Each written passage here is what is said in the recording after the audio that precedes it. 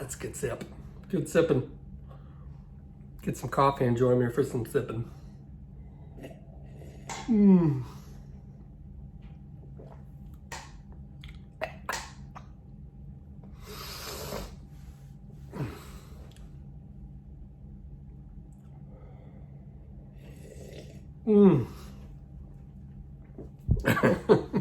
Let's do a normal wave. Hey fellas, how you doing this morning? Oops, I did it again, if I could quote Britney Spears. But went ahead and I built another F-14 Top Gun Tomcat, but this time I did Iceman's. And I didn't do a video on it because I've pretty much, you know, done these Tamiya F-14s to death, and especially the Top Gun ones. But yeah, I did this one, trying to replicate the plane that Iceman had, and even got the helmet decals in there. You probably can't tell from here, but I'll show pictures of it. Take a look at it. Now this one is for sale on eBay, or I'm posting it for sale. I don't know if it'll be up by the time I post this video, but I'll eventually post a link in the description for this one, and we'll take a look at it here in a minute. But I'm going to do something old school. And by old school, I'm going to do like a full build video series on this Zukimura HE-219, the night fighter from World War II, German night fighter. I've had this kit forever, and I thought, you know what? Now that I don't really have anything to do, and it's kind of hard to figure out what to pick out to do, I thought I'm going to go ahead and tackle this one, and I'll do it kind of old school, like I did with like the old the B-25 Mitchell and the B-17s. How I'd go through, and I'd kind of go through the build and then the paint, and we'll take a look at the kit. So I am going to do that starting the next episode, so hopefully I'll get that out in the next few days or week. And yeah, let's go take a look at this F-14. All right, let's take a 30,000 foot overview of what I wanted to accomplish with this project. Now, I had the Tamiya F-14. It's probably my favorite plane to build. I can build it blindfolded. It took me about 3 days to completely build, and then about another 3 days to paint.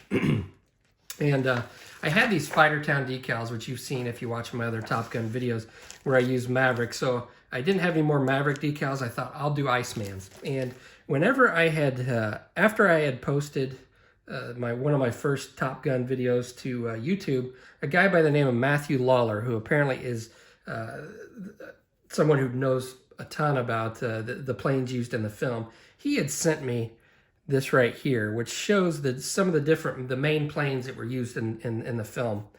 And apparently there were 8 different ones, or 8 or more different planes used, but these were like the 3 that were mainly used. And Iceman's were, I think, according to him and some of the research that I've done, were these 2 right here. Now, this one was known as the Camera Bird, and I like this one because it has this gold gray panel on top, and I just like the way it looked. And there is some discrepancies I've found between the images and the information that they give you in the Fighter Town decals as opposed to this one. It was somewhat confusing, so I just kind of did my best to try to replicate this one right here. Now, whether it's completely 100% accurate, no, it's not, but it's pretty close, I think. So, let's see, there's some screenshots. Now, apparently they just used some like vinyl stickers for the tail fins here, and they just replaced them. And I think, like on the way the Fighter Town decal sheet has it, like in some of the shots, they just posted, just stuck one over the other one. I thought was kind of interesting. But here's some screenshots. Now this, I don't believe this is the Camera Bird. It's kind of hard to tell because the image isn't that good. It was a screenshot I picked up off the interwebs.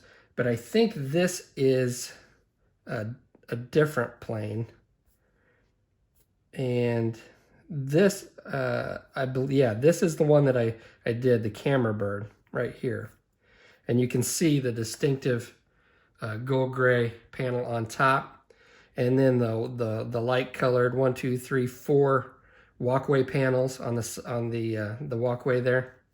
So this is the one that I did right here. You can see that, and I believe that is not the Camera Bird because it has this this different pod on here on the bottom. Now, I don't believe this is the camera bird. I think the camera bird had a different pod like the one that I had used. Yeah, here's what he shows for the camera bird right here. It's got this different pod on here. And then the Top Gun decal sheet has a different pod on, has them switched. So I don't know. But anyway, that's kind of what I went for. And just to give you an idea, and then let's go take a look at the model. Alrighty, fellas, let's take a look at her. And yeah, I mean, this is, I just love these Tamiya F-14s. Yeah, I can pretty much put them together blindfolded, but here it is, and you can see all the distinctive features on the back. Now, I used 3 different colors. I used dark ghost gray, light ghost gray, and medium gray, which I made it a little bit darker just to differentiate the panels. And I did a lot of oil work, and I weathered this one a little bit more than what I normally do. You can see that this, and it may not show up because my lighting's not the best here. Let me see if I can increase the light. There we go. See if that helps any. But I've got the light gold gray. I think I used a light gold gray. It might have been dark gold gray. I'm not sure. For that top panel. And then I came along, and then I just... basically, what I did to lighten these panels is I just took diluted white and just sprayed these lighter panels after I had sprayed down my gray. And then I came back and I did a lot of oil work, trying to add a little bit of different tones, like a blue tone and some white, and then went around with some sepia-colored oil paints and just kind of dirtied up some panel lines. And so there we go. Yeah, it was a fun project. And it's one of those things that you can get done really quickly. You know, there's no fuss to it.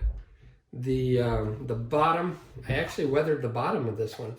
It may not be like completely accurate weathering. I'm going to go ahead and take these. These are attached with magnets. So I'll take the missiles and the fuel tanks off.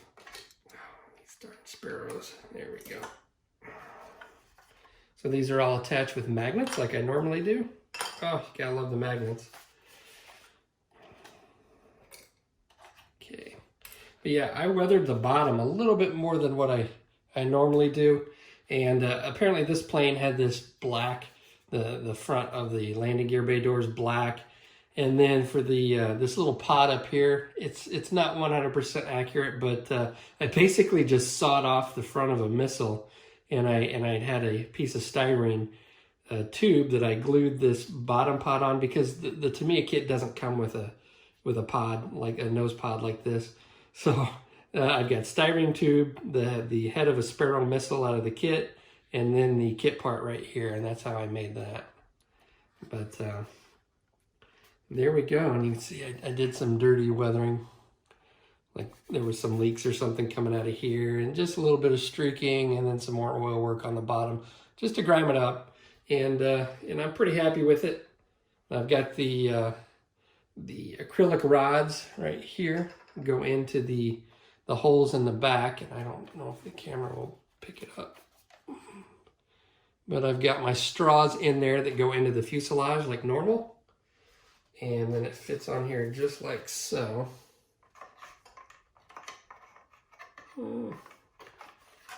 Like that. All right, and then my base, there it is. I did it a little bit darker just to differentiate it from the plane. I like the darker look on the base, just to make it look a little different.